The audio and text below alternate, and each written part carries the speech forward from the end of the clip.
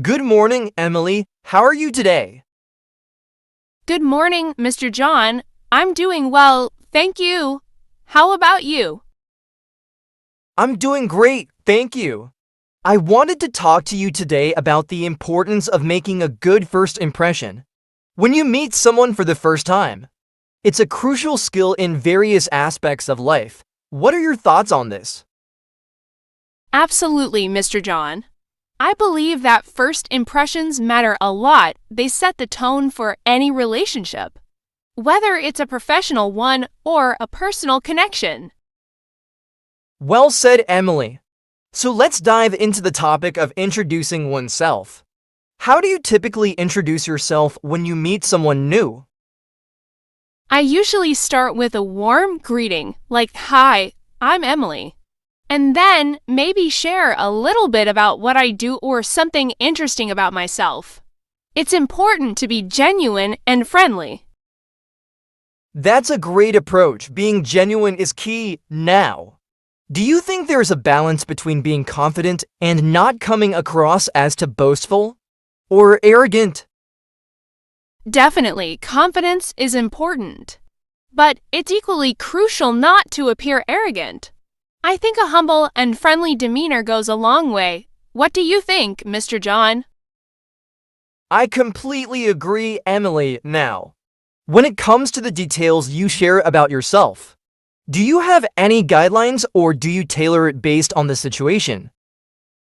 I try to tailor it based on the situation and the person I'm talking to. For example, in a professional setting, I might highlight my professional background, while in a more casual setting, I might share some hobbies or interests.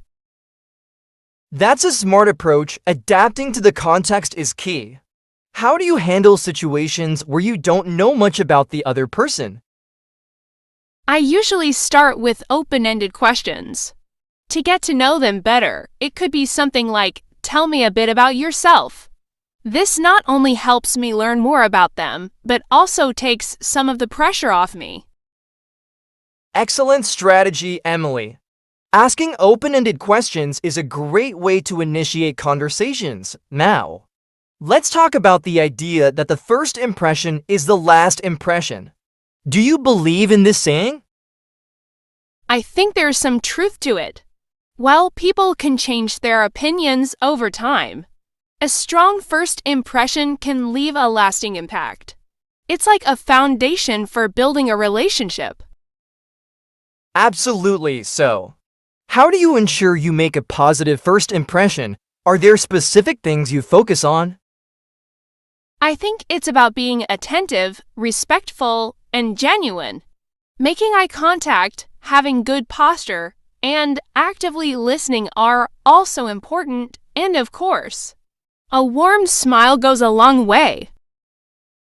Very true, Emily. Active listening is a skill that often gets overlooked. It's crucial for building rapport. Now, do you have any questions or concerns about making a good first impression? Or anything else you'd like to discuss on this topic? Well, Mr. John, I've always wondered if there are cultural differences in how people perceive first impressions. Are there certain things that might be acceptable in one culture but not in another? That's a great question, Emily. Yes. Cultural differences can play a significant role. For example, in some cultures, direct eye contact is a sign of confidence, while in others, it might be considered disrespectful. It's essential to be aware of these cultural nuances when making a first impression. Thank you, Mr. John. Actually, there is something else I've been curious about. How can one recover from a not-so-great first impression? Is it possible to change someone's opinion over time? That's an excellent question, Emily. While first impressions are powerful, they're not necessarily permanent. People can certainly change their opinions over time based on your subsequent interactions. It's essential to be consistent in portraying your true self and showcasing positive qualities. Also, addressing any misconceptions directly can be helpful. That's reassuring to know. It makes sense that consistency plays a role. Now, switching gears a bit. Do you have any personal experiences or anecdotes related to making first impressions, Mr. John?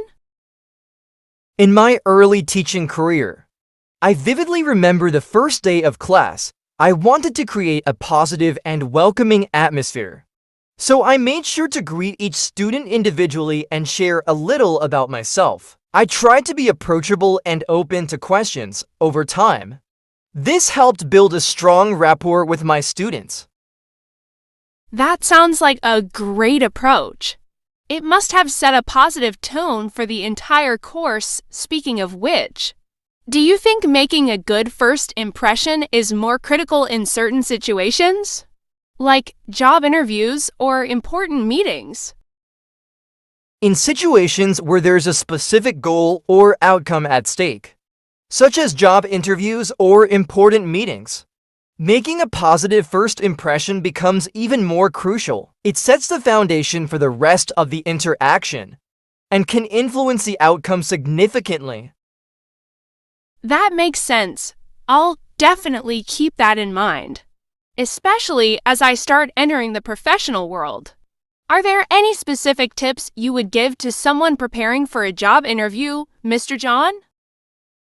In a job interview, it's important to be well prepared, both in terms of your qualifications and your understanding of the company. Dressing appropriately, maintaining good posture, and demonstrating your enthusiasm for the position are also key. Additionally, practicing common interview questions and having thoughtful questions for the interviewer can leave a positive impression. Those are valuable tips. I'll be sure to remember them. Thank you. Mr. John, I feel more confident about navigating these situations now. I'm glad I could help. Remember, making a good first impression is not about being perfect, but about being genuine and showcasing your best qualities. Is there anything else on your mind? Or any other aspect of this topic you'd like to explore? Well, Mr. John, since we're on the topic of professional settings, how do you suggest handling situations where you have to introduce yourself to a large group of people, like during a conference or a networking event? In large group settings, it's essential to be concise yet impactful. You might want to focus on your key strengths, experiences, and what you're currently passionate about. Also, don't forget to engage with others by asking open-ended questions. It's a great way to initiate conversations and make meaningful connections. I appreciate that advice, Mr. John. Networking events can be a bit overwhelming, but I'll keep those tips in mind. Networking is indeed a valuable skill, and with practice, it becomes more comfortable. Thank you, Mr. John. I've learned a lot from our conversation. Before we wrap up, do you have any final thoughts or additional insights you'd like to share on this topic? I'd just like to emphasize the importance of authenticity, Emily. In all your interactions, whether professional or personal, being true to yourself is key. People appreciate sincerity, and it contributes significantly to making lasting connections. Keep being genuine, and you'll do great. I'll definitely keep that in mind. Thank you, Mr. John, for your time and valuable advice. I feel more confident about navigating introductions and making positive first impressions. It was my pleasure, Emily. I'm here to help whenever you need guidance. Best of luck in all your future interactions. And don't hesitate to reach out if you have more questions. Have a wonderful day. Listeners, I hope you like this conversation. If you cool and improve your English a little more, please subscribe to the channel and share this video with friends. And if you want to support this channel, you can join us or click on the Super Think button. Thanks.